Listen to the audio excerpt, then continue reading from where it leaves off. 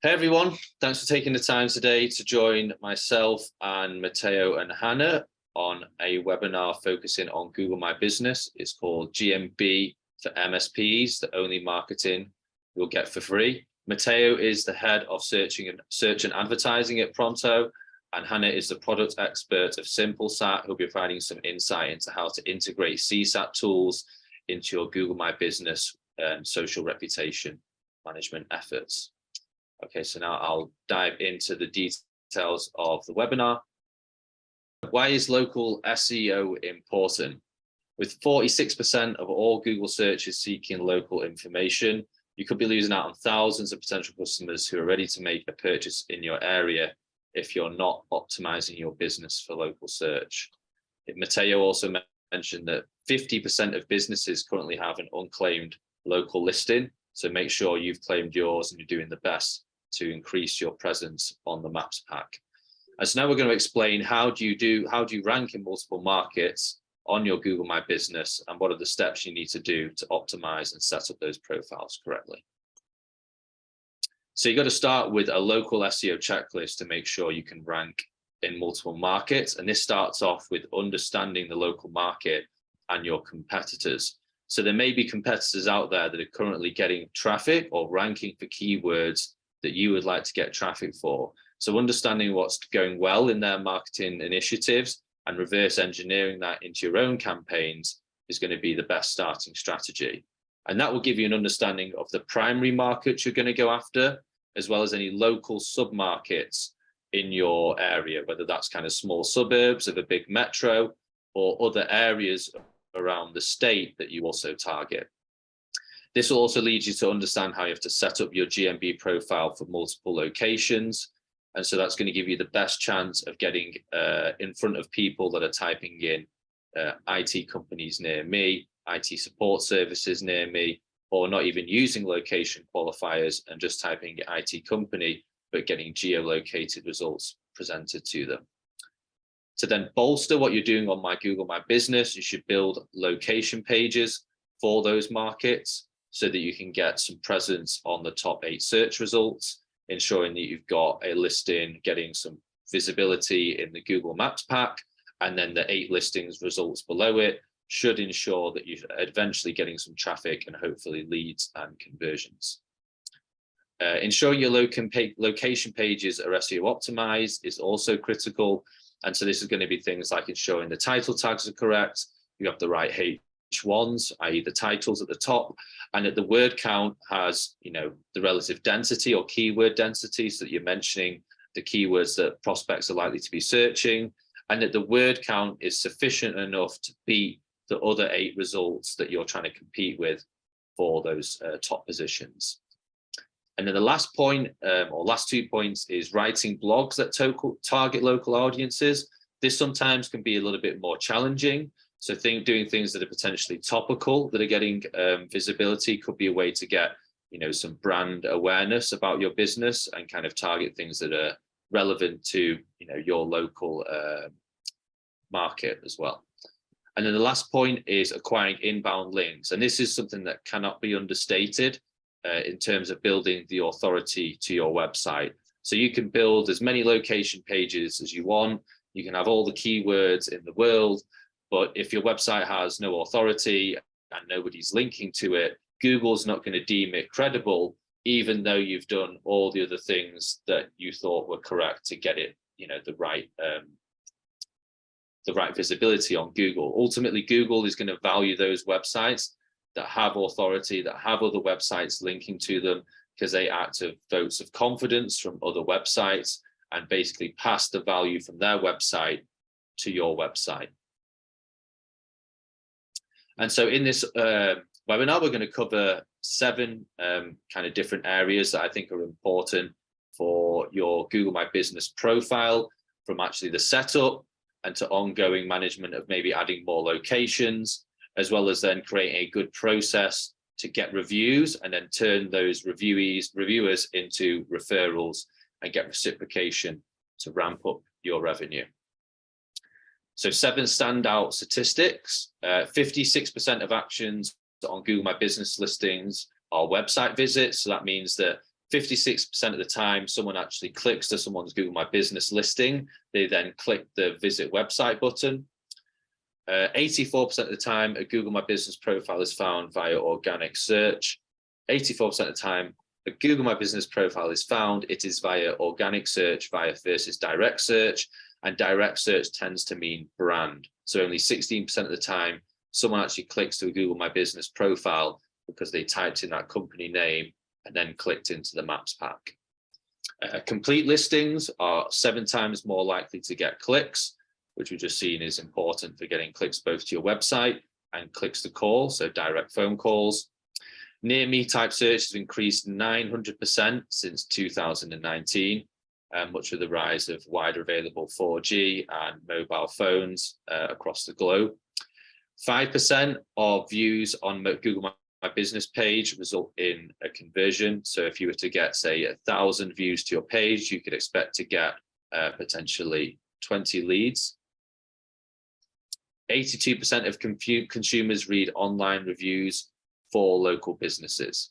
So that would mean that if you're kind of got a reputation management in place, you should be doing okay. If you're lucky, if you've got somewhere on Clutch, if you've got a listing on UpCity, and if you're doing a good job of getting Google My Business reviews, then that should keep you covered. But that's why it's important to have things like a CSAT tool or other ways to kind of automate or collect feedback from your customers, get a pulse of how happy they are with your services, and then ultimately get referrals from them. And then, yeah, last statistic, or one of the most important ones, is 92% of searchers will pick businesses that are on the first page of local search results. So that kind of emphasizing that second page is second best, and effectively you're not going to get any business if you're not on page 1. And any interesting statistics you two would like to share that you've got that spring to mind? The one you mentioned before, I think it's quite interesting. More than 50% of local businesses have yet to claim their Google My Business profile. So which means there's plenty of opportunities to succeed for everybody else who is already on Google My Business or is considering to start a new Google My Business profile. And some of these profiles even have reviews as well. That's the interesting thing, is right. There's actually activity. These businesses have customers, but they're just not taking a real interest in how valuable it can be as a marketing tool. That's right. And so now I'll let Matteo go into the Google My Business setup and the full checklist to ensure your Google My Business profile is well optimized and ready to market. The very first step of the optimization process is to make sure that, of course, your company name, your business hours are correct, your website link is working properly, and also that you set up your appointment link correctly. These are all basic settings that you are going to go through the very first time you set up your Google My Business listing. It's also a good idea to post regularly. This is kind of similar to posting on Facebook or posting on LinkedIn or Twitter. You can post on Google My Business as well. And any opportunity really you have to post on Google My Business is, I would say, good to do it. One of the things that posting can do is increase the size of the listing when it shows up on Google. And when that happens, it's really difficult to avoid a Google My Business listing because it's really big on the screen, especially when you're searching on desktop. So the bigger you can make it, the better, of course, right? It also makes your listing more appealing, and it gives you an opportunity to keep your customers or your potential customers up to date with what you are doing. One question, Matteo, on that. Would you recommend businesses include not necessarily keyword dense, like keyword spamming or keyword shoving, but things that are related to their business and services, or things that are potentially going on in the market that their customers may be searching for? Does that add any kind of relevance to when people are searching and the possible chance that it may get crawled? I wouldn't say that keyword optimized Google My Business posts are going to show up higher, but it potentially can add to the relevancy of the post that you are adding to your profile. And so, yeah, I mean, if obviously if somebody is searching for a topic that is highly related to your business, and you have a post on your Google My Business profile that covers that topic, that definitely is going to, increase your credibility as a local business with, with local knowledge on topical events. And then, of course, you have listing categories. The category field tells Google a lot about what your business does, which can help it surface your business information for relevant local searches. So for now, just know that you can set more than one category. You have a primary category. You can also set secondary categories, but make sure that the categories you decide to pick for your business match the services that you offer, match the services that you also have on your website. That's very important. Q&As, there is a question and answer feature in Google My Business. This can be used by customers to ask questions to each other. So like, for example, maybe somebody wants to know if there is a car park close to your office. People may ask that in your Google My Business profile. But you can also use this feature to preempt questions from your customers. So you might get a question that's commonly asked when someone someone in your company speaks to a prospect, and you may want to add that yourself to your Google My Business listing and then answer it yourself. So you can ask questions that you get asked often by your prospects or clients and answer those questions yourself. And there's absolutely no problem with that. A lot of businesses do it. And so one of the good reasons to do this is because it removes a lot of those barriers that prospects generally have when they are considering to get in touch with a new business. So, for example, I don't know, maybe somebody might continuously or regularly ask you whether you provide email spam protection as a service. You may want to add that question to your Google My Business profile and answer, so that if somebody has that question again and finds your Google My Business profile and they see that you have already posted that question with an answer, then they probably feel just more relieved and potentially get in touch with you sooner. Yeah, I agree. It's the thing that while they're browsing and procuring and looking at other profiles, if that's a standout feature, they're more likely to either call your business or then at least click through to your website to get more information. And by that point, you've already got yourself further down the funnel than the other prospects in your profile. Totally, yeah. Then we have reviews, which we're going to cover in more depth later. But definitely reviews are considered to be one of the most influential ranking factors when it comes to Google business profiles. In its simplest form, the more 5-star reviews you have and the more frequently these reviews are submitted by your clients, the higher your Google business profile will be shown in the search results and in Google Maps. So Google customer reviews are an excellent place to show off just how great your business is. And just remember also to respond to every review you get, positive and negative. You want to make sure that people know you are taking responsibility also over the negative reviews, but also engage with all the positive ones you get. Next slide. We do have schema markup also as one of the checklist item we go through whenever we set up a Google My Business profile. And schema markup is a piece of code that goes onto your website. It's not specific to Google My Business, but what this piece of code does, essentially, it allows Google to better read the information pertaining to your business, such as business hours, location, and all this type of information that is highly relevant to your business in your local area. So whenever you have this code installed on your website and somebody types a relevant keyword to the services you offer in your local area, Google will be able to scan your site much easier and present that information to the searchers. And lastly, Google My Business embeds What we see is that a lot of businesses do embed a Google map on their website or on their local page, on their location pages. But what we really see as an advantage is to embed the Google map with your Google My Business profile in it, and not just your general like Google map with the city your office in. So make sure you take your Google My Business profile map and embed that one in your location pages. Noted. And lastly, actually, this is quite important, but it's still probably at the end of our checklist. You want to ensure that you have consistent NAP information. NAP stands for name, address, and phone number.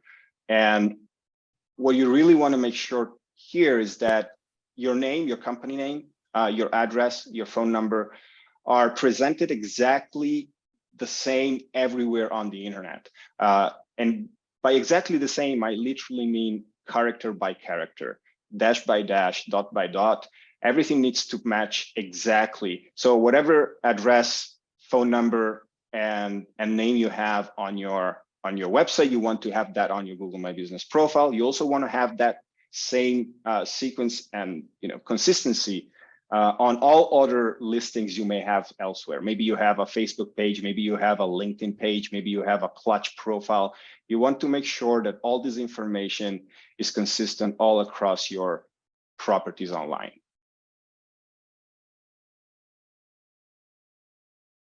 All right, so we have categories.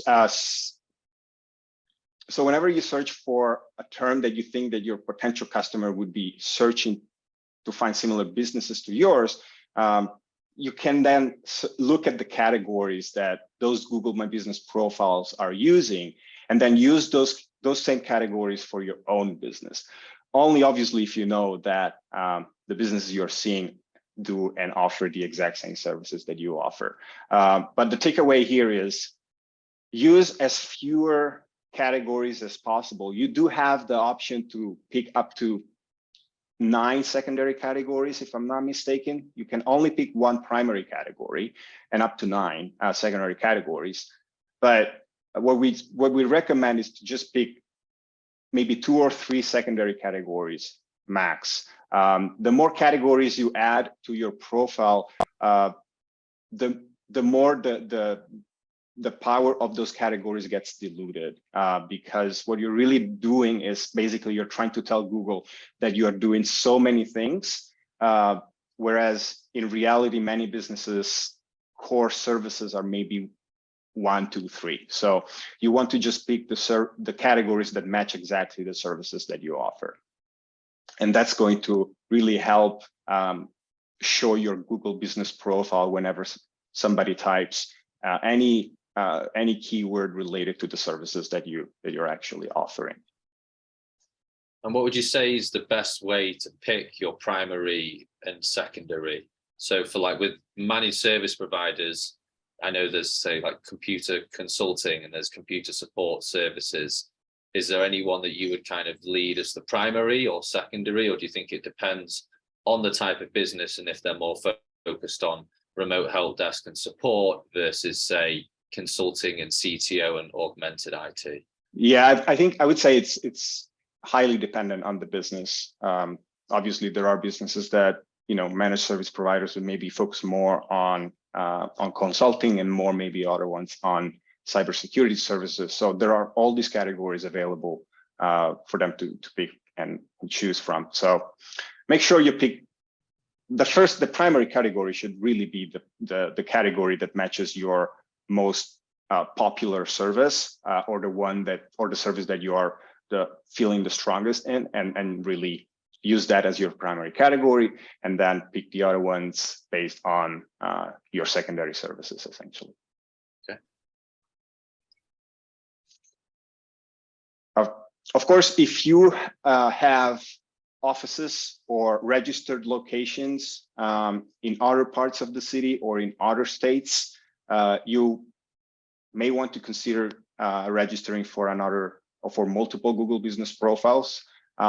Whenever you register for a new Google Business profile, you'll start basically with no reviews. But of course, that's basically where everybody starts. You want to start collecting reviews as quickly as possible, build up your profile, start posting regularly, just like you did on your primary profile. Just basically use the same lessons you have and learnings you have gotten from your first profile and apply them to all the other profiles you're going to have. And then we have citations. Citations can occur on local business directories, on websites, on apps, social platforms, and essentially citations help people to discover local businesses and can also impact local search rankings. So having high quality basic citations can help you rank accurately on Google's local search results. And then what Google does is it extrapolates and triangulates all the information existing on these other directories or citations and uses all that information, just like I said before, with your name, address, phone number, and then uses it to basically rank your Google business profile. So if you have citations and listings on other websites, for example, a popular one for MSPs is Clutch and AppCity. If you decide to have a profile for your MSP on Clutch or AppCity or both, you want to make sure that you maintain those profiles, that you collect reviews on those profiles, that you make sure that those profiles just feel as alive as your Google business profile. When that happens, Google will be able to recognize that you're an active business and reward you with higher rankings in the local search results. And so on to reviews, which is, as Matteo said earlier, one of the core components of how a Google My Business ranks higher than other Google My Businesses in the area. And so to get good reviews, primarily, first and foremost, you need to be very good at what you do. And not only do you need to be good at what you do, you need to have a company-wide focus on customer feedback. So that can be everyone kind of chipping in whenever they get bad kind of feedback from a client and making sure that gets escalated to the right party, making sure that you actually have the tools implemented so you can collect customer feedback, learn where you can improve, and then also being open out to when you request reviews, kind of catch the customer at a high point of engagement, point out the significance of GMB and why it's important to your business, and then ask them to either include an example of the service that you gave them and why it was great. And in potential for B2C, not necessarily B2B is applicable, but either the product they got from you and some photos attached as well. This is more applicable to, say, B2C businesses where they may be doing housing projects or other things, or buying like e-commerce products as well. So for MSPs, it's a little bit more challenging, maybe pictures with the customers. And again, they could go into your GMB profile as well. So there is things you can do if you do on-site visits. And then frequency is also just as important. So a Google My Business page that, say, had 20 reviews, but the last time it collected a review was 2 years ago, is going to start losing its credibility with Google, whereas a business that may have 6 or 7 reviews, but has been picking up 1 review every month for those past 6 or 7 months, could potentially start outranking that 20-star, 20 review business, just based on the fact that they've got more frequency and clients that are kind of providing more up-to-date insights on their, experiences with that business. So the best thing to do is to be better than the next best and go from there. So while you may have started on 0, as Matteo alluded to earlier, you can only try and keep going from there and keep going further. And so that's to provide good support to your customers, provide good opportunities for them to give you reviews. And then if you can't do that from a kind of one-on-one standpoint, you can create other tools or use other tools that help shorten that outreach program that you've got, or even automate it.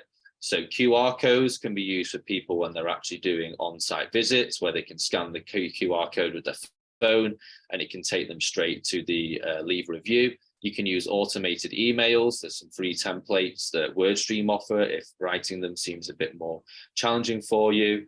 And then one of the best tools you can use that made a huge impact to Pronto's collection of Google My Business reviews is SimpleSat. And so I'll hand it over to Hannah, who can tell you more about why CSATs are a great way to improve your social efficacy online.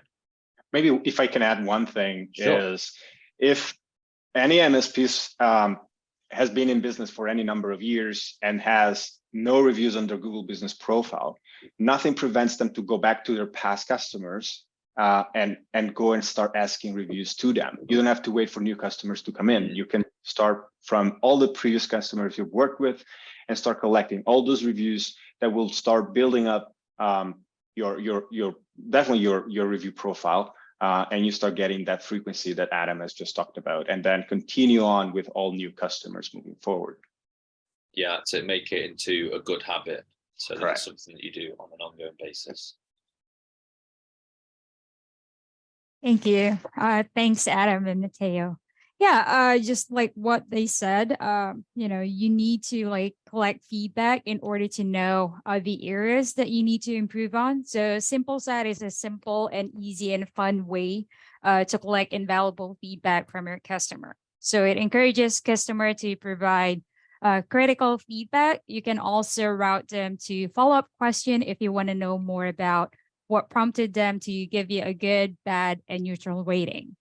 Also, SimpleSat do offer survey follow-up. So it kind of like increases your chance of getting customer engagement and also high response rate. So we also integrate with the commonly used internal tool like Microsoft Teams and also Slack.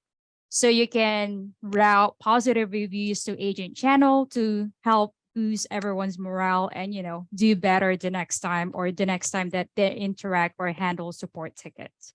And we also provide aggregated data that helps you analyze, how your team is performing, what are the things that you need to work on in terms of getting high response rate, if not 100. And yeah, next slide, please.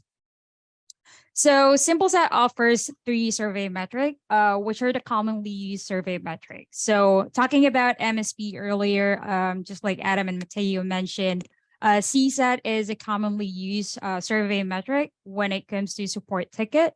So the way how our surveys work, it doesn't trigger another email or spam your customer. You can just embed the survey into existing email template that you have. So CSAT kind of like give you more idea about, what made them happy or what made them, sad or unsatisfied with the interaction. CS, or the customer effort score, focuses more on the effort exerted by your customer in terms of reaching out to support and resolving their issue. NPS, on the other hand, provides you more predictive data.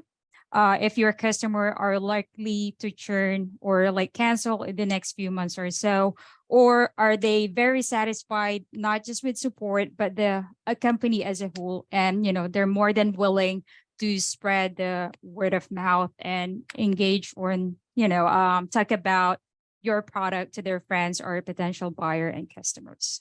Yeah, so just to kind of jump in there, this is really using a CSAT tool to find the cues or the moments of when to obtain reviews. So if someone gives you a negative promoter score or net promoter score, reaching out to someone to get a review is not good timing. But if they've said, maybe they even went from a 2 all the way to an 8 after getting some improvement in support, and that would be a great opportunity where there's actually a story or a narrative that maybe you can flesh out into a case study or whatever else, but it could all start with a Google My Business review.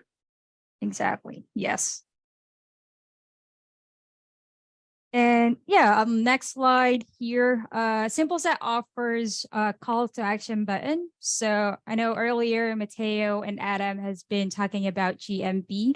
So we do have that setup or setting in our survey where it gives you chance in grabbing that small window of opportunity while your customer is answering the survey. You can also grab the opportunity to ask them to submit another review on other review pages such as GMV, because you already have that chance of them being engaged and, participating in your survey. So you might want to ask them again to, spend more, probably a minute or two. And it actually gives you as well like an option to filter it out. So you can only route positive reviewers, of course, to submit another review on GMB and other pages that you have. As for neutral negative, you can route them to a custom call to action button. So you can put in like a support or escalation team email address that they can reach out to directly and, tell them really what happened. And that is your chance as well to make it right and turn an unhappy customer to a happy and satisfied one. Okay. Slide, please. So yeah, going back, can you go back to This one? the previous slide, sorry. Yeah, this one. Yeah, the next one, 24. Yeah. All right. So this is how the process works. As I mentioned earlier, a simple set survey is just an embedded code. So you can definitely add it to existing templates that you already have. It won't trigger or send out another email. So it's pretty much easy and straightforward. Once your customer click on the rating for positive reviewer, they will be routed to your GMP review links or pages, and you can ask them to submit another review. So the moment that they click any of the rating, all of those data will be stored and will be displayed in your simple set account, and you can use it to work on your support and other product related concern or opportunities. Next slide, please. So this is like a sample signature survey that you can also do besides sending out the survey to every ticket close. So as always, we suggest our customer to make the survey engaging and also pretty straightforward and simple, not to overcomplicate things, because, from a customer perspective, no one would want to spend so much time in just participating or answering a survey. So make it short and simple. Provide them like emojis or like engaging icon. You can also personalize it and use your own branding design to make it feel genuine. And yeah, like what I said, personalized type of survey. You can also provide them like incentive type of survey to entice more customers to participate and, engage with the survey and submit invaluable feedback or data that you can use in working your support and other product related opportunities. And yeah, pretty much that's it. Okay, so the last point that I want to make, and it does touch on some of the tools that SimpleSat and other things you can use, is that when you're getting good feedback and you're getting good reviews or you're getting a net promoter score, high NPS, is that really a good time to potentially looking to get either a case study done with that customer, or even taking it a step further and creating, either bringing them onto a referral scheme that has been created, or even starting one and trying to get basically customer evangelists that basically will go out and kind of speak about your business, say why it's great, and that you'll then reward them for bringing new customers. Ultimately, businesses, I think, often overlook how much it costs to acquire customers and how competitive the market is.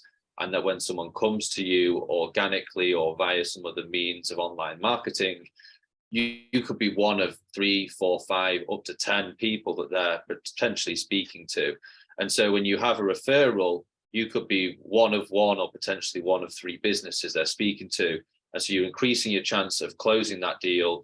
You're getting someone that's got kind of, a testimonial from the horse's mouth, so that you've got expectations already set when you're potentially going into a business relationship with that person. And so, yeah, as I said, reach out to your customers when at the highest point of engagement. Make sure that you give them rewards and referrals for those that speak positively about you or bring on new business for you. And yeah, try and track customer milestones and satisfaction, so you can actually have case studies that you can publish, so that when you are doing your own online marketing campaigns, you have the right stories to tell, not only just in snapshots on your GMB, but actually on your website, hopefully after they've clicked from your GMB to get there. And I'll let Matteo kick off why GMB is just one part of the larger online marketing jigsaw, but nonetheless a very important one for MSPs who are potentially just doing their first foray into any of these marketing tactics. Yeah, I mean, I really consider Google Business Profiles as potentially your, or any local business's most important or second most important online asset after their website. I think Google My Business really sits at the intersection of on-site and on-page and off-page SEO. On-page meaning, you know, the information you have on your website, just like I mentioned before, needs to exactly match the information you have on your Google My Business profile. You probably are going to have an embedded map of your Google My Business profile, like I said before. And your Google Business profile is going to link back to your website. Also, Google My Business generally appears for mid to bottom of funnel local searches, which means you can potentially save quite a bit of money if you're maybe running Google ads or Google search ads. But there is also, you know, an interesting point to make is that you can run Google ads while also optimizing your Google My Business profile, and at the same time having well optimized location pages, so that if somebody in your local area is searching for the type of services your company offers, and you're running Google ads against those keywords, and your Google My Business profile appears in the map pack, and your location page also appears in the organic search results, you're essentially dominating the top half of the search results, local search results. So you can take it just as far as you want. You can potentially just optimize your Google Business profile and put all your eggs in there, or run a multi-channel local marketing campaign and try to dominate the first half of the local search results. I would also say that there is another interesting thing to consider when it comes to Google My Business, and it's a concept called zero-click search. Zero-click search essentially means that Google is trying to provide with all the information the searchers are looking for on the Google search results result pages, without getting those people off of the search results pages. So many times you see that maybe you type a question into Google and Google gives you the answer right there at the top of the search results page, without getting that searcher to click on a link that leads them to a website. So if you are able to get your Google Business profile to rank and to be visible in the map pack, potentially people are going to find you, and potentially if they're on a mobile phone, click on your mobile phone number and call you right away without having to visit your website. So yeah. I was going to say that's, for me, the reason why it's a great marketing tool, especially for B2B businesses, is it's really about like the customer acquisition cost and the LTV of a customer. And so if you're bringing in business from your Google My Business profile and all you're spending on it is X amount with an agency to manage it, or X amount with the hours you're spending managing it yourself, or X amount with a marketing coordinator or intern, whatever it be, is that, you know, compare that to paid ads where you can be potentially getting a great good quality lead, but it could be costing you somewhere from $300 all the way up to $1,000. And that a big Google My Business profile could be costing you a few $100s to manage and bringing in business every month. And that the LTV of those customers could be, say, you know, 3, 4, 5 years. From a customer acquisition cost, it's probably the best channel that you've got, especially if you've got not necessarily a very authoritative domain, or you've not forayed into some of these other marketing tactics. And really, it's got the lowest barrier to entry. So a lot of these other ones, you know, Clutch kind of will maybe end up wanting to sponsor and pay some money. Link building has levels of complexity and technical SEO you need to understand. Paid ads, understanding how you're going to set up your reporting, tracking, call numbers to actually objectively manage what you're doing, or not get unqualified traffic via not having the right negative keywords. Whereas Google My Business, just with that checklist that Matteo's given you, you can kind of get all your ducks in a row, get everything optimized correctly. And then the rest of it's just down to you doing what you do well, getting more reviews and timing it right and getting customers to obviously leave those reviews frequently. So I think for an MSP who is trying to figure out where their first step into marketing should be, I think it's the easiest one for them to kind of access, and probably the one that can have the biggest impact on their bottom line without spending, thousands of dollars. Totally, yes. Yeah. Some of these other ones, like local ads, aren't actually available to MSPs, unfortunately. So if you've seen those when you've typed in plumbers in XYZ or roofers in Dallas, you may have seen those Google guaranteed adverts that pop up with the 5 stars, and that's actually related to Google My Business profiles, but it unfortunately is only available to certain products and services in certain states, I think in the US and Canada. So for MSPs, you're kind of limited to paid ads, which is Google Ads and Bing, Google My Business and Clutch, which I guess you could group into somewhat like local SEO and reputation management. And then you've got link building and blogging, which are really more focused on those top 8 results and bringing in different buyers at different stages of the funnel, whether the top, middle, or bottom. And yeah, as Matteo mentioned, all of these things kind of link to your website. So just by building a website and adding some keywords to it does not mean that your website is suddenly going to be more successful than someone else's website. You have to be doing all these other things to generate interest in your website and make people want to visit it, learn more about your business, and then have the right content to convert that traffic if those marketing initiatives drive that prospect there. There's a case study which we'll kind of give some cursory information on, but we worked with a fresh fit or healthy food fit delivery company in Oklahoma. And although this is a B2C business, it illustrates, how much impact Google My Business optimization can have. And so if you see here that around 1,800% increase in driving directions requests to go and visit them in store and either collect food, see what's on the menu, eat there, or set up a kind of purchase order for an ongoing basis. Phone calls increased by over 4,000% in that time period as well, which I think was a period of 6 to 9 months, it looks like. And then also a number of 3,200 extra website visits. So people searched for maybe healthy food in Oklahoma City, meal delivery service, these types of keywords. And that led to 3,000 more people clicking to their website from that Google My Business profile. So some good stats on B2C. And we also have a business to business MSP case study, which I'll be willing to share with anyone, or you can go check it out on the website. And then lastly, how we can help MSPs that are looking to start off with their marketing and GMB. We usually recommend starting with a Google Essentials audit, and this kind of checks out how you stack up against some of that local competition that we mentioned across Google My Business, Google Organic, so the top 8 search results, and then whether you have potential to get conversions from paid ads on Google or Bing.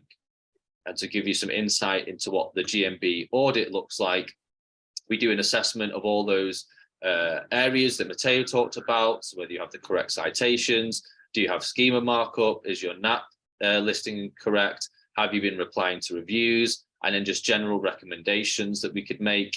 And then we actually do a keyword grid, which is almost like a heat map of where you rank for your, what we would call like top or bottom of the funnel keywords that are likely to drive business to you. So in the IT sector, this will be managed IT services, IT company near me, IT support services, IT support near me, and any types of searches related to kind of local proximity or local service businesses. And yeah, you can sign up for the audit for $200 or reach out to me via email at adamjp@prontomarketing.com, and I'll be able to give you a 50% discount code. Thanks for taking the time today, and thank you for Matteo and Hannah for joining me and providing their insights as well. Thank you, Adam. Thank you, everyone. Thank you, Adam. Thanks, everyone.